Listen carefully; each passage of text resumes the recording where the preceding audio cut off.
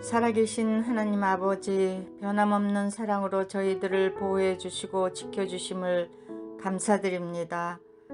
일상의 시간들이 그립고 모든 순간들이 감사하고 행복했음을 고백하며 오늘 주님의 날을 맞이하여 한자리에서 예배를 드리지 못하여도 온라인으로 하나님을 찬양하며 예배드리게 하심을 감사드립니다.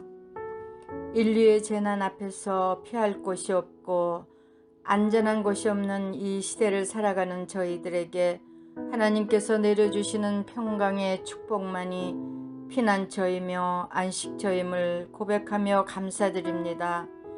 그러나 때로는 연약해진 모습으로 갈등하며 감사가 사라지고 주님의 임재를 잊어버린 채로 내 자신이 주인이 되어 힘들어하며 살아갈 때가 있음을 회개합니다. 하나님께서 우리 각 사람을 교회가 되게 하시고 우리의 삶이 예배가 되게 하심으로 하나님께서 기뻐하시고 온전한 뜻이 무엇인지 분별하여 그리스도의 생명으로 살아가기를 원하시는 주님의 뜻을 깨달아 하루하루 승리의 삶을 살아갈 수 있도록 저희들을 붙들어 주시기를 기도드립니다. 특별히 필그림 모든 가족들이 지치지 않게 하시고 알파와 오메가가 되시는 하나님께서 이 재난에서 우리 모두를 건져 주실 것을 믿고 감사드립니다. 하나님 아버지, 오늘도 세계 곳곳에서 오직 하나님만을 의지하며 생명 되신 예수 그리스도를 전파하는 모든 선교사님들을 지켜주시고 그들의 사역을 통하여 구원받는 사람들이 날마다 더해가기를 기도드립니다. 또한 오늘도 바이러스로 인하여 밤낮 수고하고 있는 모든 의료진들을 위로하여 주시고 새 힘을 주시기를 기도합니다. 우리가 살고 있는 미국이 더 이상 폭동과 약탈과 시위로 불안의 상태로 이끌어가지 않게 하시고 흑백 갈등이 사라지게 하시며 기독교의 정신이 다시 미국을 영적으로 살아나게 하여 주시기를 기도드립니다. 우리의 조국과 북한의 관계들이 하나님의 주권 안에서 회복되기를 기도합니다. 무엇보다 굶주리는 북한의 백성들이 배불리 먹을 수 있는 길을 열어 주시옵소서. 오늘 말씀을 전하시는 김성일 목사님 성령의 능력으로 붙들어 주셔서 참 진리의 말씀을 대언하실 때에 우리들의 마음밭이 옥토가 되어 성령의 열매들이 우리들의 삶 속에서 겸손히 맺혀지기를 바라며 예수 그리스도의 이름으로 기도드립니다. 아멘.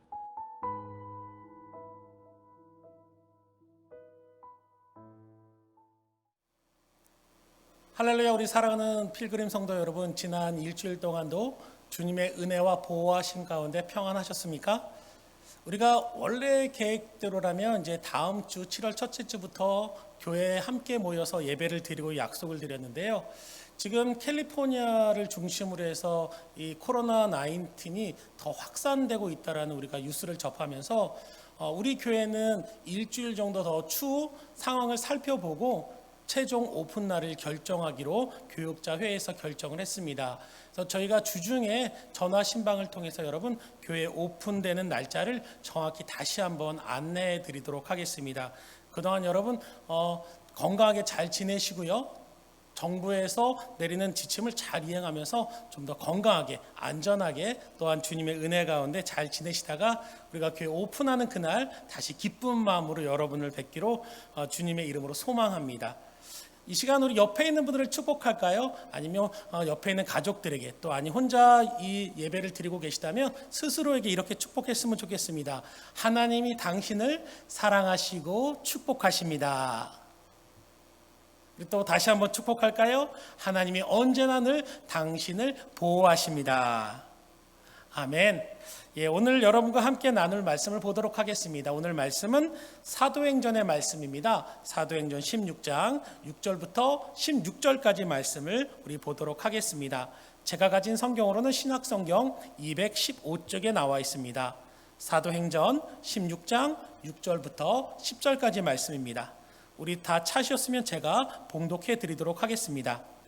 그들이 아시아 지방에서 복음을 전하는 것을 성령께서 막으셨기 때문에 바울과 그 일행은 부르기아와 갈라디아 지방을 두루 다녔습니다. 그들은 무시아 지방 가까이 이르러 비두니아로 가려 했습니다. 그러나 예수님의 영이 허락하지 않았습니다. 그래서 그들은 무시아를 지나서 드로아로 내려갔습니다. 바울은 밤에 어떤 마게도냐 사람이 바울 앞에 서서 마게도냐로 건너와서 우리를 도와주십시오라고 애원하는 환상을 보았습니다.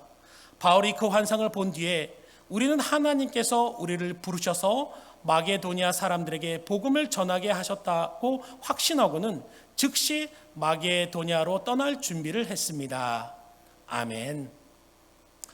여러분, 저는 오늘 이 본문의 말씀을 가지고 간절히 기도하고 온전히 순종하자라는 제목으로 여러분과 함께 오늘 본문을 통해서 함께 은혜를 나누고자 합니다.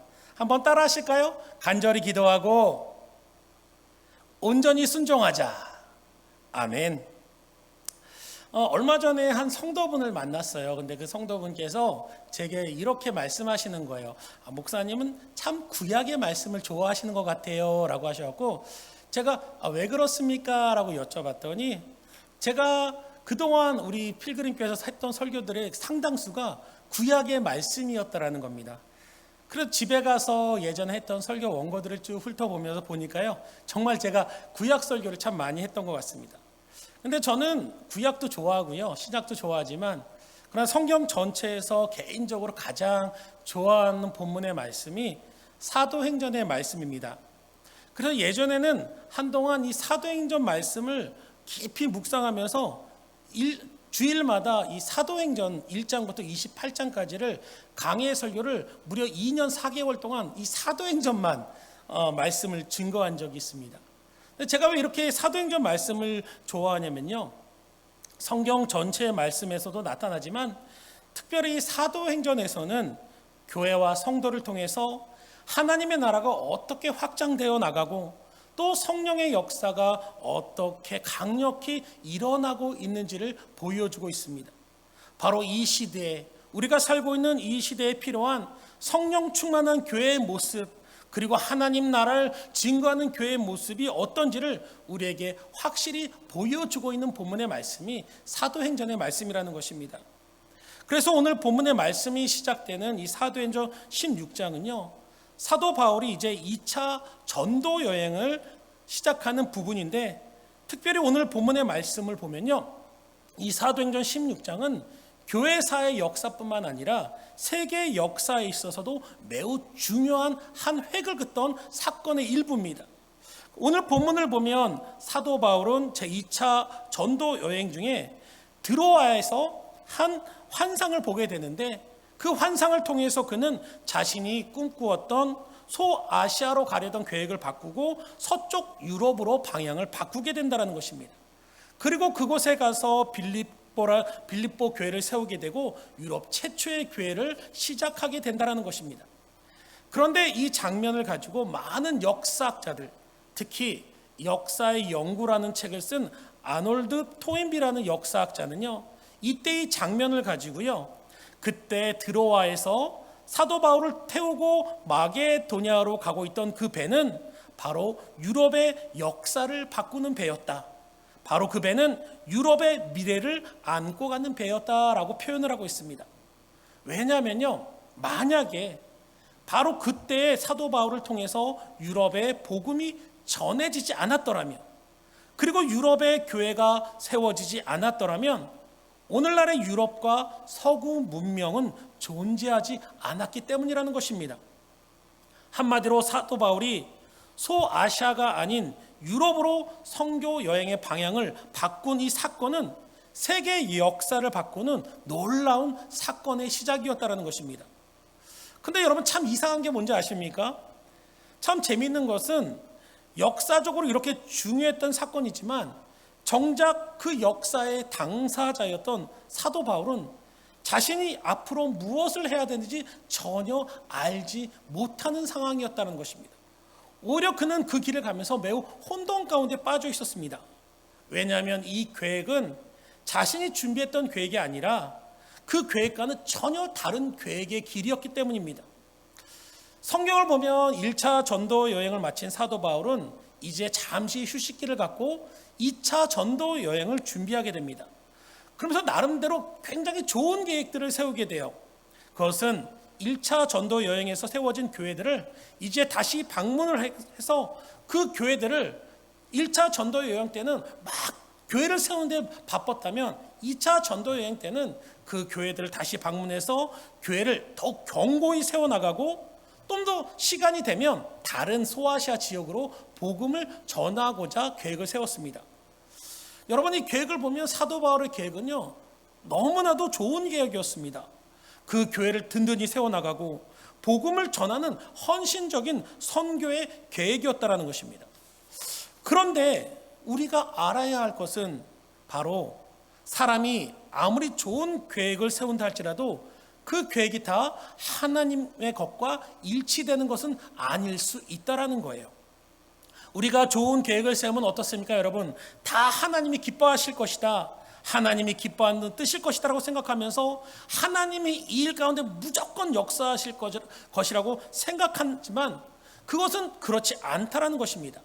때로는 하나님의 생각은, 하나님의 계획은 우리의 생각과 전혀 다를 때가 많다라는 겁니다. 그래서 우리가 하나님의 계획대로 순종하며 살아가면서, 기도하며 살아가면서 명심해야 될 말씀이 있는데 바로 그 말씀이 이사야 55장 8절 9절 말씀입니다. 이는 내 생각이 너희의 생각과 다르며 내 길은 너희의 길과 다르니라. 여호와의 말씀이니라.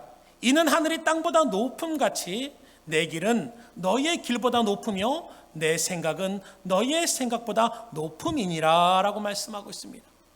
바로 하나님의 뜻과 하나님의 계획은요, 우리가 상상할 수도, 때로는 우리가 이해할 수도 없이 깊고 높을 수 있다라는 것입니다. 그래서 우리는 이 세상을 살아갈 때 항상 이 말씀을 기억하며 교만하지 말아야 된다는 것입니다. 그래서 우리는 항상 우리가 하는 일에 겸손해야 하며, 또 내가 하는 일이 내 뜻대로 되지 않는다고 낙심하지 말아야 될 것은 바로 그 모든 계획 가운데 하나님의 섭리와 계획이 우리를 인도해 나가시기 때문이라는 것입니다. 사도 바울의 전도 여행도 이와 마찬가지였습니다. 사도 바울의 1차 전도 여행을 보면 그는 고생을 굉장히 많이 하게 됩니다. 굶고 매맞고 어려운 일을 많이 겪게 됩니다. 근데 참 희한한 것은 그 어려움 가운데서도 하나님께서 그에게 성령의 능력으로 함께 하시니까 전도의 문이 계속해서 열린다는 거예요. 전도를 나가면 문이 열리고 전도를 나가면 문이 열립니다. 고난을 당해서 낙심할 때도 있지만 다시 벌떡 일어나서 전도 현장으로 나가면 하나님이 기가 막히게 사람들을 붙여가시면서 전도의 문을 열어가시는 거예요. 그래서 사도 바울은 1차 전도여행을 마치고 다시 돌아와서 그가 고백했던 말은 바로 이 모든 것은 하나님이 하셨습니다라는 고백이었습니다. 그렇습니다, 여러분. 우리의 삶은, 지금까지 우리의 삶의 모든 것은 하나님이 하셨습니다. 믿으십니까? 우리 다시 한번 고백할까요? 나의 모든 것은 하나님이 하셨습니다. 그렇습니다, 여러분. 사도 바울의 1차 전도 여행은 이와 같았어요. 그런데 참 이상한 것은 2차 전도 여행은 이와 달랐다는 것입니다. 전도를 하러 나가면 그 길마다 다 막히는 거예요. 지금까지 전도를 하면 굶기도 하고 추위에 벌벌 떨기도 하고 돌에 맞기도 했지만 기도만 하면 막힌 길도 열리고 전도의 문이 활짝 열렸는데 2차 전도 여행에서는 어찌된 일인지 시원하게 뚫려있던 길도 딱 막혀버리는 것입니다. 그래서 사도 바울은 자기가 가고자 했던 비두니아라는 지방을 포기하고 드로아로 그 길을 바꾸게 되는 거예요. 그런데 여러분, 우리가 이 말씀 가운데 주목해야 될 것이 있다는 거예요. 바로 그 순간, 사도 바울이 자신의 뜻대로 되지 않은 그 순간, 자기가 원하던 데에 그 길이 막히는 그 순간, 바로 사도 바울은 무엇을 했느냐는 것입니다. 바로 그는 그 즉시 기도의 자리로 나가게 됐다는 것입니다. 물론 그는 매 순간 기도하는 사람이었습니다. 이 2차 전도 여행의 계획을 세우면서도 사도 바울은 기도했고 준비를 했습니다.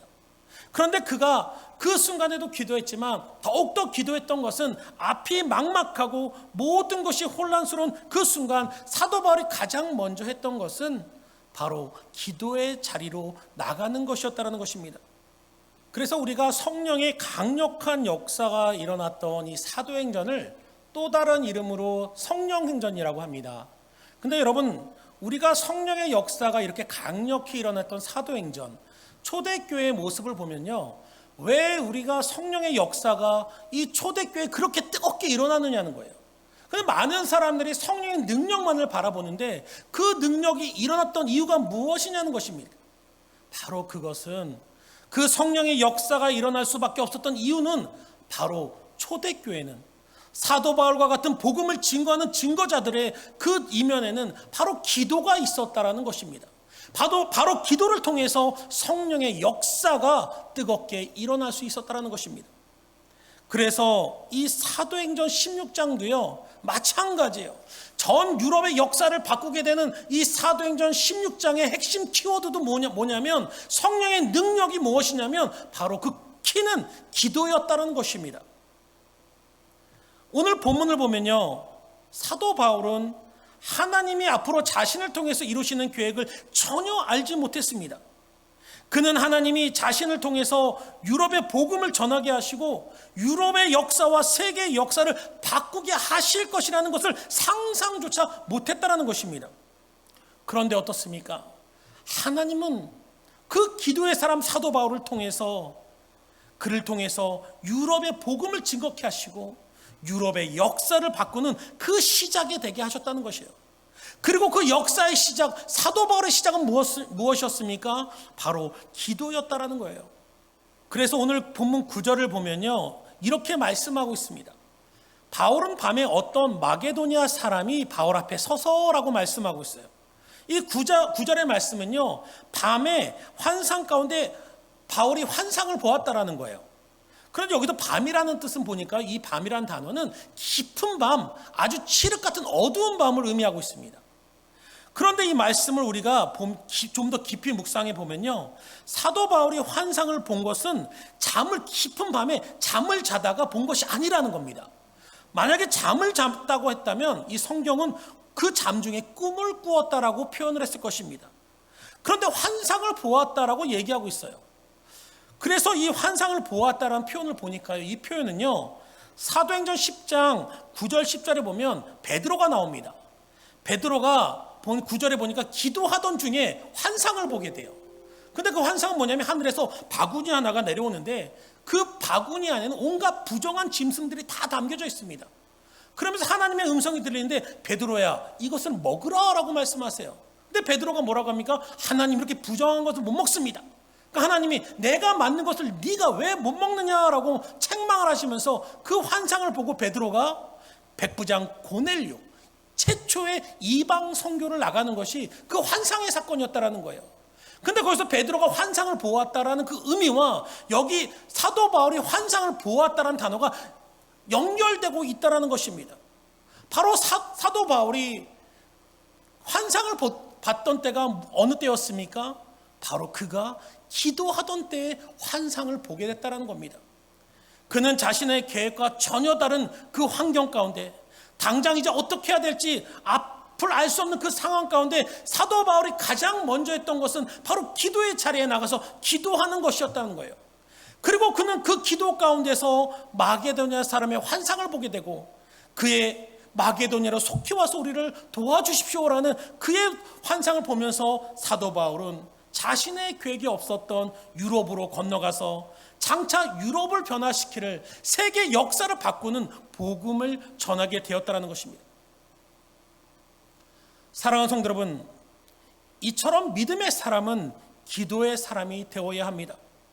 기도를 통해서 하나님의 뜻을 구하고, 기도를 통해서 어떤 절망과 문제의 상황에서도 하나님의 인도하심을 믿고 나가야 한다는 것입니다. 우리는 기도를 통해서 내가 원하는 길이 아니라 하나님이 인도하시는 길을 걸어갈 수 있기 때문이라는 것입니다.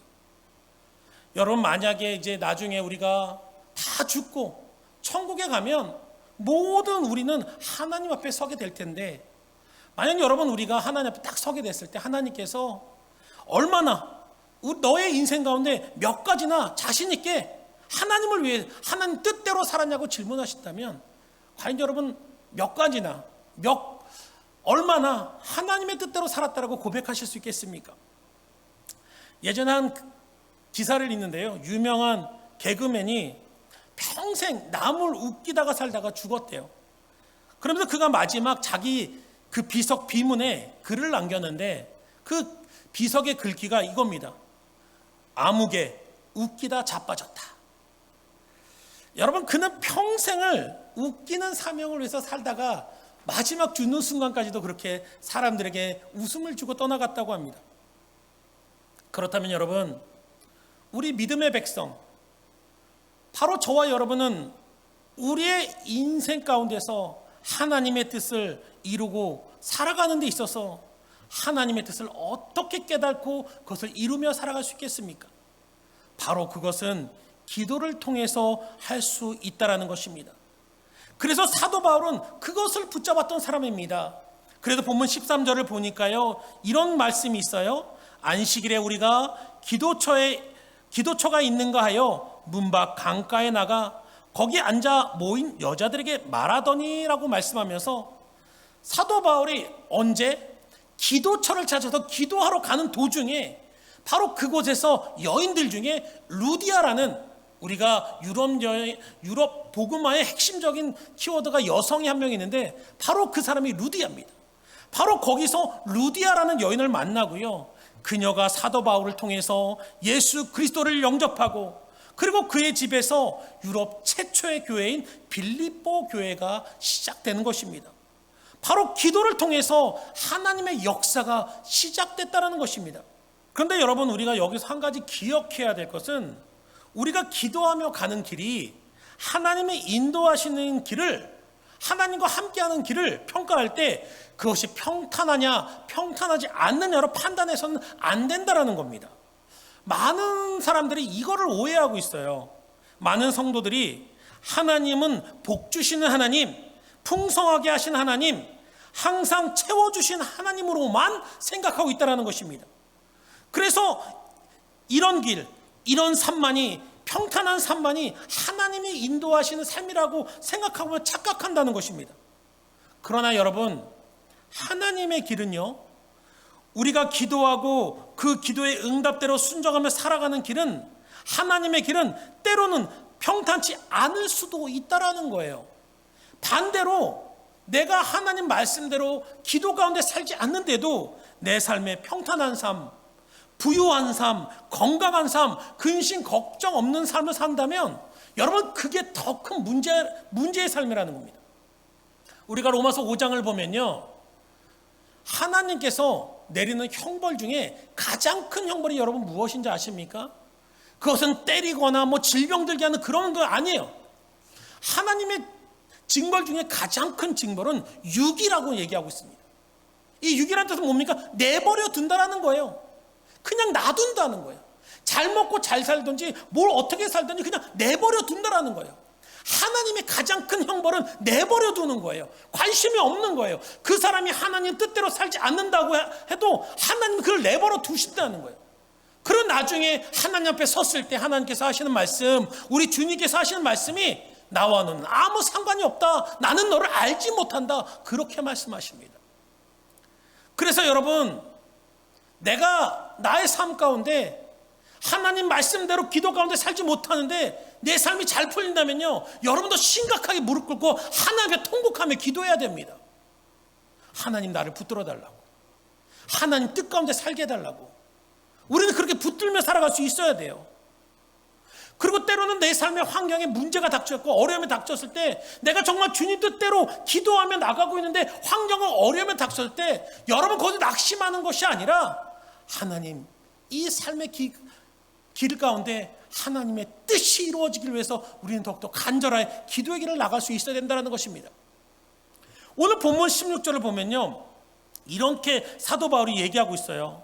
우리가 기도하는 곳에 가다가 점치는 귀신 들린 여종 하나를 만나니 점으로 그 주인들에게 큰 이익을 주는 자라라고 얘기하고 있어요. 이 장면에서도요, 사도 바울이 이제 기도하러 또 가고 있습니다. 근데 길을 가다 보니까 점치는 귀신 들린 한 여종을 보게 된 거예요. 한 여인을 보게 된 거예요. 그래서 그 여인을 너무 불쌍히 여겨서 사도 바울이 그에게 들린 점치는 귀신을 쫓아냅니다. 할렐루야. 놀라운 능력을 보여준 거예요. 기도하러 가면서. 근데 여러분, 어떤 일이 벌어집니까? 그 점치는 귀신 들린 여인을 통해서 돈을 벌었던 그 주인이 이제 그 귀신이 떠나갔으니까 이 여인이 점을 못 치니까 돈을 못 버는 거예요. 그러니까 이 주인이 어떡합니까? 이 사도 바울을 속된 말로 업무 방해죄로 고발을 해버리는 거예요. 그래서 이 사도 바울을 끌어다가 심한 매질을 합니다. 그리고 감옥에 가둬버려요. 여러분, 이상하지 않습니까? 하나님 뜻대로 기도하며 나가는데 더 고난이 닥쳐요. 이처럼 여러분, 때로는 하나님이 인도하시는 길은요, 험난한 길이고 어려운 길일 수도 있습니다. 사도 바울처럼 감옥에 갇혀 매를 맞는 길일 수도 있다라는 거예요. 기도가 하나님 뜻대로 나가는 길도 어려움이 있을 수 있다라는 것입니다. 그러나 중요한 것은 여러분 무엇인지 아십니까? 기도하며 하나님께 순종하며 나가는 사람은요, 결국은 하나님께서 그 삶을 책임져 나가시고, 지금 이 상황이 더욱더 안 좋은 상황, 절망의 상황으로 간다 할지라도 중요한 것은 하나님께서 그것을 통해서 결과적으로 반전의 하나님의 역사를 만들어 나가신다는 것입니다. 믿으십니까? 그래서 여러분 보면요, 이 사도 바울이 감옥에 이제 잡히잖아요. 이 빌립보 감옥에 잡힙니다. 그래서 사도 바울도 좀 혼란스러웠을 거예요. 이게 도대체 이게 무슨 일일까? 내가 열심히 기도하면서 복음을 전하고 주님을 전하기 위해서 여기까지 왔는데, 아니 복음은 전하지도 못하고 감옥에 갇혀서 이제 어떡하면 잘못되면 매 맞고 쫓겨날 수도 있는 그런 상황에 있으니까 사도 바울도 좀 혼란스러웠다는 거예요. 그런데 여러분, 그 사도 바울이 그 순간에 했던 게 무엇일까요, 여러분? 뭐 같아요, 여러분? 바로 그 순간에도 사도 바울은 기도하는 것이었습니다. 앞이 깜깜하고 문제 가운데 있을 때 그가 가장 먼저 했던 것들은 무엇이냐면, 그가 첫 번째로 했던 것은 무엇이냐면 바로 기도하는 것이었다라는 거예요. 그리고 사도 바울은 그 기도를 통해서 하나님이 자신을 통해 함께 하신다는 확신을 갖게 됩니다. 비록 몸은 매를 맞고 아프고 지금 상황은 감옥에 갇혀 있지만, 그가 기도 가운데 얻었던 것은 바로 하나님이 그래도 나와 함께 하신다는, 그 감옥 가운데서도 하나님은 나와 함께 하신다는 확신을 얻고, 그 감옥에서도 찬양하며 하나님께 감사할 수 있었다는 겁니다. 그래서 25절에 보니까 이렇게 얘기합니다. 한밤중에 바울과 실라가 기도하고 하나님을 찬송하며 제수들이 듣더라라고 얘기합니다. 여러분, 분명 지금 사도 바울의 상황과 형편은 너무 어려운 가운데 있습니다. 근데 이상한 것은 그 상황과 형편은 변한 게 없는데 사도 바울의 마음에 하나님에 대한 확신이 넘쳐나고 찬송이 넘쳐나고 감사가 넘쳐나고 있다는 것이에요. 왜일까요, 여러분? 지난주 우리가 매일 큐티 말씀을 이제 저희 카톡으로 올려드리고 있잖아요. 그때 묵상했던 말씀 중에 하나가 시편 127편의 말씀이었습니다. 근데 시편 127편 2절의 말씀에 이런 말씀이 있어요. 여호와께서는 그의 사랑하시는 자에게 잠을 주신다라는 말씀이 있습니다, 여러분. 근데 여기서 잠을 준다라는 의미는요, 단순히 잠을 잘 자게 해주신다 그런 뜻이 아니라, 이 잠을 주신다라는 의미는 마음의 평안과 기쁨과 안식을 주신다라는 뜻입니다. 왜냐하면 당시 고대 근동, 그러니까 먼 옛날 아브라함 시대 때는요, 그 밤에 단잠을 잔다는 것이 매우 어렵고 힘든 일이었습니다. 왜냐하면 한밤중에 그 원수가요, 몰래 찾아와서 자기를 언제 죽일지 모르기 때문에 당시에는 그 잠을 깊이 자질 못하는 상황이었어요. 그래서 잠을 푹 잔다라는 것은 아무 근심이 없이 마음의 평안함을, 그 평안이 넘쳐날 때 가능한 일이었다는 것입니다. 바로 잠을 잔다는 것은 적의 공격으로부터 하나님께서 나를 보호하신다는 믿음의 확신 없이는 누릴 수 없는 평안이 바로 이 잠을 잔다라는 표현이었다라는 거예요. 그래서 이스라엘 백성은 이 평안은 세상이 줄 수 있는 평안이 아니라 오직 하나님만이 주실 수 있는 평안, 즉 샬롬의 평안이라고 말하면서 사람을 만날 때마다 뭐라고 인사합니까? 샬롬이라고 인사를 하면서 바로 하나님의 참된 평안이 당신의 삶 가운데 있기를 축복합니다 라고 인사를 하는 것입니다. 바로 하나님께서 사랑하는 자에게 잠을 주신다는 것은 우리의 삶의 어떤 상황과 형편 가운데서도 하나님께서 우리에게 주시는 참된 평안을 말씀하고 있는 것입니다. 문제가 해결되고 어려움이 없어져서 누리는 그 상황에 따라 바뀌는 평안이 아니라 어떤 상황에서도 어떤 문제의 환경에서도 하나님의 주시는 평안은 절대 변하지 않는 참된 평안이라는 것입니다. 바로 지금 사도 바울이 그 감옥 가운데서 찬양하고 감사할 수 있었던 것은 바로 그 하나님이 주시는 절대적인 평안, 절대적인 성령 충만을 그가 체험했기 때문이라는 것입니다. 그렇다면 여러분, 사도 바울이 이런 샬롬의 평안과 성령 충만의 경험을 어떻게 할 수 있었겠습니까? 바로 그 열쇠는 기도에 있었다라는 겁니다. 기도를 통해서 상황과 형편을 이기는 믿음과 확신을 갖게 되었고, 또 상황과 형편 때문이 아니라 그 기도 가운데 함께 하시는 하나님을 체험하면서 누림을 통해서 하나님의 임재 가운데, 그 은혜 가운데 그는 감사하며 그 감옥에서도 찬양할 수 있었다라는 것입니다. 그리고 더 중요한 것은 무엇입니까, 여러분? 그가 그 고난의 현장 가운데 기도하며 하나님의 은혜 가운데 임하게 될 때, 그의 입술에 감사와 찬양이 넘쳐날 때 결국에는 어떻게 됩니까? 감옥문이 열리고 그 모든 것이 풀려나가는 하나님의 놀라운 성령의 기적과 역사가 그 가운데 일어나게 됐다는 거예요. 그래서 성경을 보니까 바울과 실라가 기도 가운데 성령 충만을 받고 찬송을 하는데 어떻습니까? 갑자기 지진이 일어납니다. 그래서 감옥문이 열려요. 그리고 그들을 결박했던 모든 세사들이 끊어져 버립니다. 그리고 그 지진이 일어나니까 간수들이 막 달려와서 보니까 옥문도 활짝 열려. 그리고 모든 사람들이 안 보여요. 그러니까 깜짝 놀라서 죄수들이 다 도망갔구나, 그렇게 생각하고 스스로 목숨을 끊으려고 합니다. 그리고 그때 사도 바울이 딱 나타나서 그 간수에게 그의 생명을 보존시키면서 그에게 유명한 한마디를 합니다. 우리가 너무나도 잘 아는 말씀 31절에 주 예수를 믿으라, 그리하면 너와 내 집이 구원을 얻으리라. 아멘. 바로 그 복음을 듣고 그 간수와 그의 가족들이 예수님을 믿기 시작했다라는 거예요. 그리고 그렇게 해서 바로 유럽의 문명, 운명, 역사, 문화를 바꾸는 그 놀라운 시작이, 최초의 교회가, 빌립보 교회의 성도가 이들을 통해서 이루어졌다라는 것입니다. 사랑하는 성도 여러분, 하나님께서 사도 바울을 통해서 이런 놀라운 역사를 이루시고 이런 능력으로 함께 하셨던 이유가 무엇입니까? 그것은 바로 사도 바울은 기도의 사람이었다는 것입니다.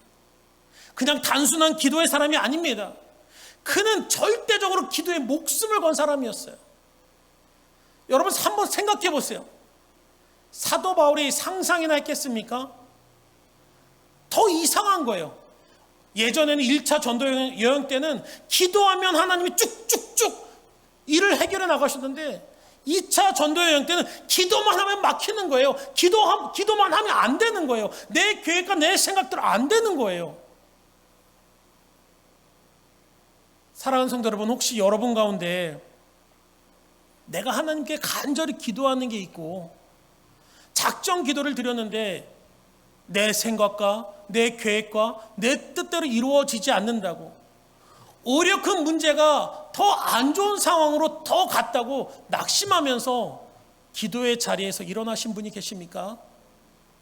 그렇다면 여러분, 오늘 이 본문의 말씀 속에서 하나님께서 사도 바울을 통해서 어떻게 일하셨는지 여러분 보시기 바랍니다. 그 하나님께서는 반드시 여러분이 다시 기도의 자리에 엎드려서 하나님께 기도하며 나갈 때 하나님께서는 사도 바울에게 하셨던 그 기적과 능력을 여러분의 삶 가운데서 동일하게 만들어 나가실 줄 믿습니다. 내 생각, 내 계획대로 되는 것이 아니라 하나님의 계획과 하나님의 뜻으로 반드시 하나님은 내 상상을 뛰어넘고 내 계획을 뛰어넘는 하나님의 놀라운 역사를 만들어 나가신다는 거예요. 바로 사도 바울이 그랬습니다. 사도 바울, 그 고난의 길로 계속 빠지는 거예요. 기도만 할수록 더 가고자 하는 길로도 못 가고, 내가 가고자 했던 지방으로도 못 가고 유럽으로 가게 되고, 어쩔 수 없이 유럽에 왔는데 복음을 증거하자마자 감옥에 갇혀 이제 쫓겨나고 죽음의 순간, 매맞는 순간에 처하게 됐다라는 거예요. 그런데 여러분, 세상적으로 보면 그 절망의 순간이요, 하나님의 역사의 시작이 되었다라는 거예요. 우리의 삶도 마찬가지입니다. 우리가 기도의 자리에서 하나님의 길을 따라 순종하며 나간다며 세상적으로 볼 때 그것이 절망적이고 안 되는 길이다 할지라도, 하나님은, 여러분 기억하십시오, 하나님은 그 절망의 순간을 하나님의 기적의 역사의 시작점으로 만들어 나가신다는 것입니다. 바라기는 저와 여러분이 그런 능력의 삶을, 그런 성령 충만함을 체험하는 사도 바울과 같은 사람이 되기를 주님의 이름으로 축원드립니다. 그래서요, 스펄전 목사님은요, 이런 사도 바울을 어떤 사람이라고 표현하셨냐면, 사도 바울은 용광로 같은 기도의 사람이다라고 말씀을 하셨어요. 사도 바울은 용광로 같이 기도하는 사람이었대요. 그래서 그는 용광로 같은 기도로 주변의 문제와 고난을 다 녹여버렸다는 거예요. 여러분, 용광로가 뭡니까? 용광로 어때요, 여러분? 아무리 단단한 강철도요, 용광로에 들어가면 어떻게 돼요? 다 녹아서 없어져요. 바로 사도 바울은 그런 용광로 같은 기도의 사람이어서 매를 맞고 감옥에 갇히고 굶주림 상황에서도 용광로 같은 기도로 그 모든 상황, 모든 문제, 모든 절망의 문제들을 다 녹여버리고 오직 하나님에 대한 기도의 확신을 가지고 담대히 그 길을 걸어 나갔다라는 것입니다. 그리고 그가 용광로 같은 기도로 하나님께 나가니까 하나님께서 그 기도의 사람 사도 바울을 통해서 유럽의 역사를 뒤바꿔버리는 놀라운 역사, 성령의 능력을 그에게 부어주시고 마침내는 그 절망을 이기고 승리케 하셨다는 것입니다. 아멘. 그렇습니다, 여러분. 누가 하나님의 뜻을 이루며 살아가는 사람입니까? 돈 많은 사람일까요? 똑똑한 사람일까요? 아니면 젊고 건강한 사람일까요? 아니에요, 여러분. 하나님의 일은 돈 많고 젊고 건강하고 똑똑한 사람들이 하는 게 아니에요. 성경을 보세요. 그 어느 누구도 똑똑하고 학식 많고 건강하고 젊다고 하나님이 사용한 사람이 없어요. 모세는 어떻습니까? 80세에 이스라엘 백성을 이끌고 가나안을 출발하게 하셨어요. 갈렙은 어떻습니까? 70이 넘어서 전쟁터 제1선으로 내보내셨어요. 하나님이 사용한 사람은 누굽니까? 바로 그는 용광로같이 기도하는 사람입니다. 성령 충만을 누가 받습니까? 성령 충만한 가운데 살아간 사람이 누굽니까? 기도하는 사람이에요, 여러분. 제가 지금까지 목회를 하면서 많은 분들을 봤는데 단 한 명도 기도하지 않으면서 성령 충만 받은 사람은 한 명도 못 봤어요. 기도하지 않는데 성령 충만 받았다는 사람들 다 거짓말입니다. 여러분, 성령의 능력을 누가 받습니까? 성령이 인도하신 강력한 주권 안에 살아간 사람이 누굽니까? 그 사람은 기도하는 사람이에요. 여러분, 우리는요, 하나님의 말씀이, 이 성경의 말씀이 세상을 변화시키고 우리의 인생을 변화시키는 능력이 바로 이 성경의 말씀 가운데 있다는 것을 믿습니다. 믿으십니까? 근데 여러분, 문제는 뭔지 아세요? 이 생명의 말씀이요, 이 생명의 말씀이 아무리 생명의 말씀이라 할지라도 그 말씀이 어떤 기도의 아궁이 속에 들어가느냐에 따라 역사는 다르게 나타난다는 거예요. 기도의 용광로가 뜨거운 성도 속에 이 말씀이 들어가면요, 이 말씀이 활활 타서 능력과 기적의 말씀이 된다는 겁니다. 그러나 기도가 식어지고 재만 잔뜩 남은 곳에 이 말씀이 들어가면 어떻습니까? 여러분 한번 생각해 보세요. 아궁이가 있는데 재만 남아 있어요. 거기다 활활 타는 장작 하나를 쑥 집어넣어 보세요. 어떻게 될까요? 그냥 조금 타다가 쉬 하고 그냥 그 불마저 꺼져버려요. 바로 이와 같다라는 거예요. 기도가 식어진 성도의 믿음이 이와 같다라는 겁니다. 잠시 말씀이 들어가면요, 은혜를 받아요. 막 뜨거워요. 그 말씀 때문에 뜨겁고 감사가 넘칩니다. 그런데 어떻습니까? 곧 세상이라는 찬찬 찬물 한 바가지 쫙 뿌려지면 그 말씀이 확 시들어버리고 차가워져가지고 결국 하나님의 인도하시는 하나님의 길, 말씀대로 사는 순종의 길, 성령 충만한 능력의 삶의 길을 살지 못한다라는 것입니다. 바로 말씀을 깨달았는데도 삶이 변화되지 못하는 이유는 뭔지 아십니까, 여러분? 그것은 바로 내가 내 안에 기도의 용광로가 불타오르지 않기 때문이라는 겁니다. 제가 예전에 풀러에서 공부하고 있을 때 그 한국에서 큰 교회 담임을 하시는 목사님이 이제 풀러의 졸업생이신데 그 선배 목사님이 학교를 방문하셔갖고 이제 그분이 한국 교회 담임으로 가셔서 처음에 경험했던 일을 이제 후배들에게 얘기해 주시는 일이 있었어요. 근데 그 목사님의 이제 말씀을 듣는데요. 이제 그분이 이제 풀러에서 공부를 하시고 박사학위를 받고 이제 한국 교회 가니까 그 목사님을 맞이하는 교회에서 우리 교회 정말 똑똑하고 엘리트 목사님 오셨다고 다 좋아하더래요. 또 이 목사님도 좀 마음이 좀 이렇게 좀 뜨셔갖고 이 교회가 당시 한 출석 성도가 500명 정도 되는데 속으로 아이고 나 같은 사람이 이 교회 와서 이 교회는 복 받았다 그렇게 생각을 하셨대요.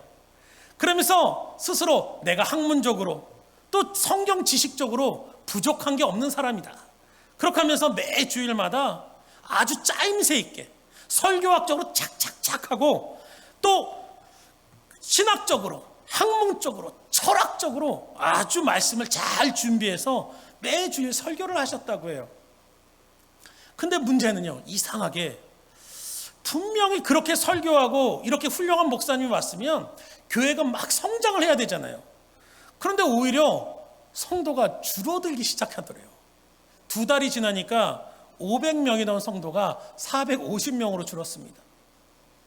1년이 지나니까 그 450명이던 성도가 400명으로 줄었다는 거예요.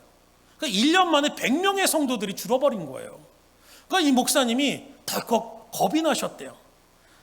그래서 그 직무실에 그 목양실에 혼자 앉아서 고민을 합니다. 왜 이럴까? 자기의 생각으로 내가 배운 지식과 경험과 학문에 비춰봤을 때 이 교회는 반드시 부흥을 해야지 왜 오히려 성도가 줄어들까? 아무리 원인을 찾는데 찾을 수가 없었대요. 그리고 고심하시다가 이 목사님께서 그 교회에 한 20년 정도 사찰로 계시는 권사님이 계셔갖고 그 권사님을 찾아갔습니다. 그럼 조심스럽게 권사님께 이렇게 여쭤봤대요. 권사님, 제가 전사님께 드릴 말씀이 있는데요. 권사님, 전에 계셨던 원로 목사님과 저의 차이점이 다른 점이 뭐가 있을까요? 좀 솔직하게 좀 얘기해 주세요. 그냥 사람들이 말하는 대로 보신 대로 그냥 얘기해 주세요 라고 부탁을 드렸대요. 그랬더니 그 사찰 권사님이요 한참을 망설이시다가 이렇게 말씀을 하셨다고 합니다. 목사님, 다 비슷해요. 다 비슷한데 아주 딱 하나 아주 조금 다른 게 있어요. 그건 뭐냐면요, 지난 원로 목사님은 새벽 기도에 강단에 엎드리시면 몇 시간이 지나도 일어날 줄 모르셨는데 목사님은 강단에 엎드리시면 10분도 안 돼서 바로 일어나 나가시는 거. 딱 그거 하나 차이밖에 없어요. 딱 그러시더래요. 여러분, 바로 기도의 분량이 달랐던 것입니다. 기도의 능력이 달랐다라는 거예요. 그래서 그 목사님께서 거기서 깊은 하나님의 일은 내 머리로 하는 것이 아니다. 내 지식으로 하는 것이 아니라 바로 하기로 하는 것이 아니라 기도로 하는 거구나라는 것을 깨닫고요. 그때부터 어떤 일이 있어도요, 새벽 예배 끝나면 2시간씩 꼭 기도했답니다. 그리고 지금은요, 400명으로 줄었던 교회가 5,000명으로 성장하는 교회가 됐다고 합니다. 여러분, 이처럼 말씀은 똑같은데요, 역사가 다르게 일어난다는 거예요. 목사만 그렇습니까? 말씀을 받는 성도도 이와 같습니다. 하나님의 말씀은 똑같지만 성도들마다 역사가 달리 나타나는 이유가 무엇입니까? 그것은 기도가 다르기 때문이에요. 기도의 용광로가 뜨거우냐, 기도의 용광로가 식어 있느냐에 따라 그 삶에 엄청난 차이가 나타난다는 것입니다. 그러므로 우리가, 또 우리 교회가 하나님의 뜻을 이루며 하나님 말씀을 내 삶 가운데 능력으로 드러나기 위해서, 나타나기 위해서 우리 필그림 교회는 바로 기도의 용광로가 돼야 된다는 겁니다. 바로 우리가 기도의 사람이 될 때, 우리 교회가 기도하는 교회가 될 때, 하나님은 우리가 생각지도 못했던, 마치 사도 바울이 상상하지도 못했지만 그가 기도 가운데 끊임없이 하나님께 매달림을 통해서 성령의 인도하심을 따라 빌립보의 교회를 복음을 전하고 그 교회가 유럽의 운명을 바꾼 것처럼, 바로 우리 필그림 교회를 통해서, 저와 여러분을 통해서 하나님의 역사는 새롭게 나타나고 우리 교회를 통해서 하나님의 능력은 나타난다는 것입니다. 이 시대, 이 어려운 환경 가운데서 우리 교회를 통해서 기도하는 저와 여러분을 통해서 하나님은 그것을 꿈꾸고 계신다는 사실을 여러분 반드시 기억하시기 바랍니다. 그래서 이 사도행전 16장의 역사는 과거의 2000년의 역사가 아니라 바로 오늘날 살아계시는 하나님께서 저와 여러분에게 꿈꾸는 역사이며, 앞으로 우리 교회를 통해서 여러분의 삶을 통해서 이루어 나가기를 원하시는 하나님의 비전이라는 것이에요. 그러므로 사랑하는 성도 여러분, 기억하시기 바랍니다. 여러분의 나이에 많고 적음이 아닙니다. 여러분의 건강이 있고 없음이 아니에요. 물질에 많고 적음이 아니라 지식이 학식이 높고 낮음이 아니라 바로 기도하는 사람을 통해서 하나님은 하나님의 뜻을 이루어 나가신다는 것입니다. 그러므로 바라기는 저와 여러분이 이 시대에 얼마나 어렵습니까? 지금 우리의 주변의 환경에 하나님의 손길이 필요한 사람들이 얼마나 많습니까? 바로 이 시대에 우리 필그림 교회가, 저와 여러분이 간절히 기도하면서 하나님 말씀의 순종함을 통해서 다시 한번 사도행전의 역사가 우리 교회를 통해서, 여러분의 삶을 통해서 일어나는 그 놀라운 은혜가 일어나기를 주님의 이름으로 축원드립니다. 여러분, 이 시간 우리 찬양하고 기도하며 하나님께 나가기를 원합니다. 이 시간 우리 찬양할 곡은 원하고 바라고 기도합니다라는 찬양입니다. 여러분, 우리가 이 세상을 살아가면 지금 현재 낙심 가운데 있을 수도 있습니다. 그리고 장차 우리의 삶 가운데 고난이 닥칠 수도 있습니다. 그러나 중요한 것은 우리가 그 가운데서 기도의 자리에서 떠나지 않는 것입니다. 우리 그 마음을 담아 하나님께 찬양하며 나갑시다. 이 세상을 살아가는 동안에 나의 힘을 의지할 수 없으니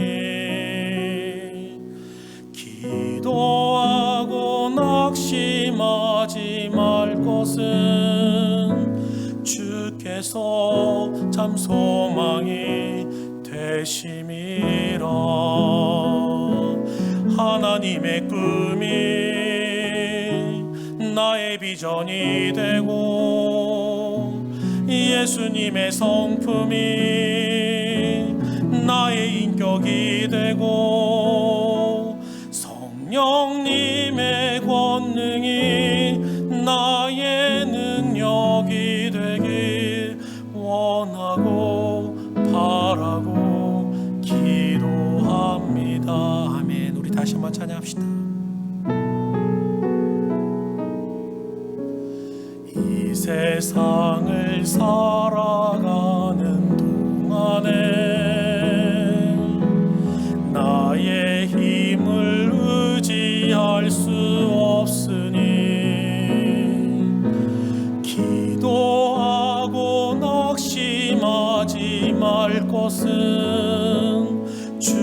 주께서 참 소망이 되심이라.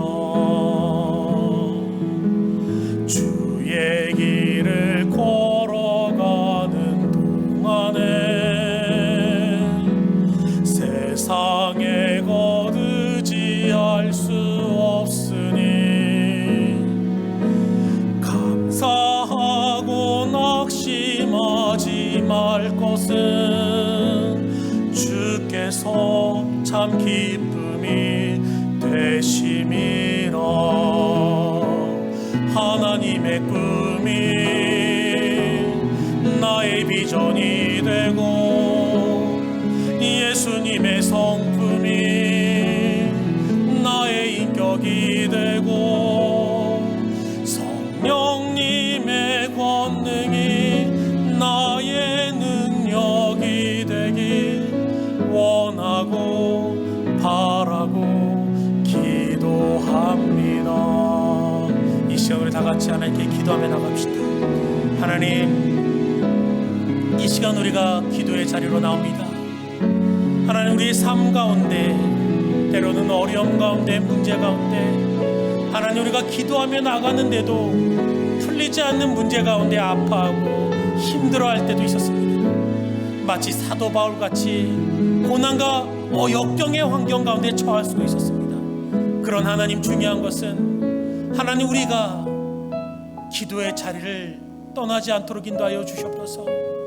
기도의 끈을 붙들며 하나님께 나갈 수 있도록 인도하여 주시옵소서. 사도 바울이 용광로 같은 기도의 사람이 되어서 그 상황을, 그 환경을 모두 녹이며 하나님의 길을 걸어갔던 것처럼 하나님 우리에게도 기도의 용광로 같은 하나님 기도의 용사가 되게 하여 주셔서 하나님 우리의 삶에 있는 어려움과 역경을 이겨나가며 하나님 뜻 안에서 살아갈 수 있도록 하나님 역사하시고 인도하여 주시옵소서. 하나님 우리가 기도의 사람, 하나님 기도의 용사가 될 수 있도록 하나님 인도하여 주시옵소서. 사랑의 하나님, 감사를 드립니다.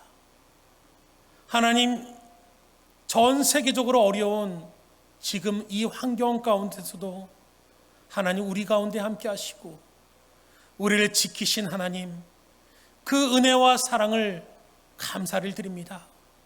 하나님, 우리가 기도하는 것은 하나님 우리도 오늘 말씀의 사도 바울처럼 기도의 사람이 될 수 있도록 하나님 인도하여 주시옵소서.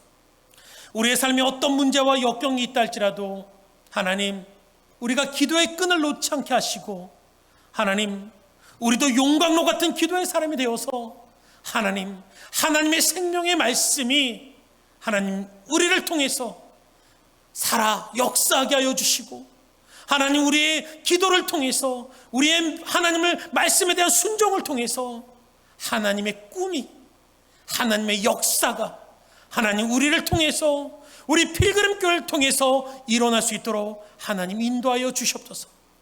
하나님, 사랑하는 모든 성도들 가정에 하나님 그 기도 제목으로 하시고 그들의 상황과 형편을 하시는 하나님, 하나님께서 이 시간 하나님 그 기도를 들어주시고 하나님의 뜻과 하나님의 방법과 하나님 계획대로 하나님 이루어질 수 있도록 하나님 우리가 그때까지 이 기도의 끈을 놓지 않고 하나님 기도로 달려갈 수 있는 믿음의 사람 될 수 있도록 인도하여 주시옵소서.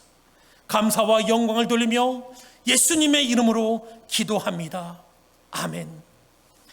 이제는 우리 주 예수 그리스도의 은혜와 하나님의 놀라우신 사랑하심과 성령님의 내주 교통 인도하심이 이제는 어떤 상황과 환경 가운데서도 용광로 같은 기도로 불타기를 원하고 기도의 사람이 되기를 원하는 우리 사랑하는 모든 성도들 머리 위에 지금부터 영원히 함께 있을지어다. 아멘.